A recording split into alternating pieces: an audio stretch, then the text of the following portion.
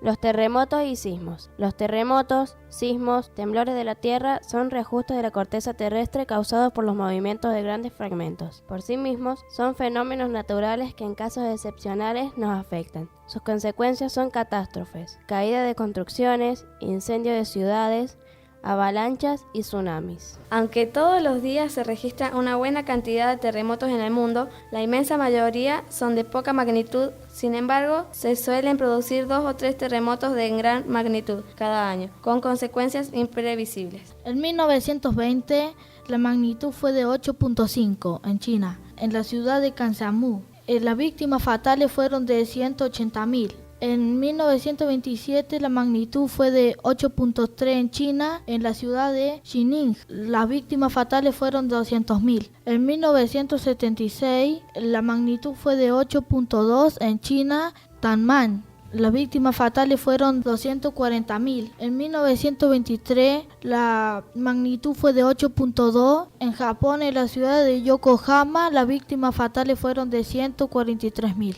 Las placas de la corteza terrestre están sometidas a tensiones. En la zona de roce falla. La tensión es muy alta y a veces supera a la fuerza de sujeción entre las placas. Entonces, las placas se mueven violentamente, provocando ondulaciones y liberando una enorme cantidad de energía. Este proceso se llama movimiento sísmico o terremoto. La intensidad o magnitud de un sismo en la escala de Richter representa la energía liberada y se mide en forma logarítmica. De 1 a 9, la ciencia que estudia los sismos es la sismología y los científicos que la practican sismólogos. La estadística sobre los sismos a través de la historia es más bien pobre. Se tiene información de desastres desde hace más de 3.000 años. Pero además de ser incompleta, los instrumentos de precisión para registrar sismos datan de principios del siglo XX y la escala de Richter fue ideada en 1935. Un terremoto de gran magnitud puede afectar más la superficie terrestre si el epifoco u origen del mismo se encuentra a menor profundidad.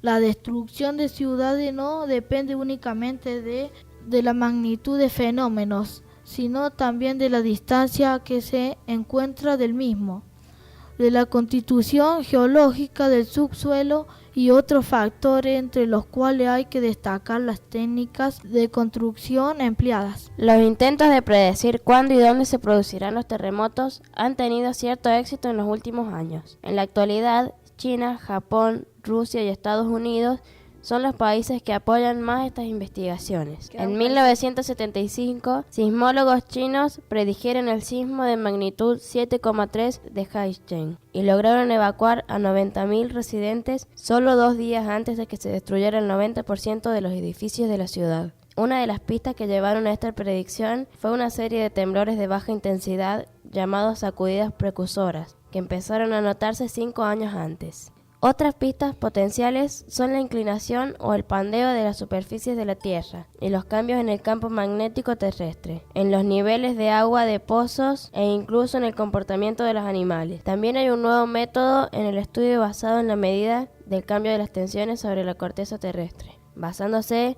en estos métodos, es posible pronosticar muchos terremotos, aunque estas predicciones no sean siempre acertadas. El último terremoto cerca de nuestra zona se registró a mediados de este mes, teniendo como epicentro al país lindero Chile, con una magnitud de 8,4 en la escala de Richter.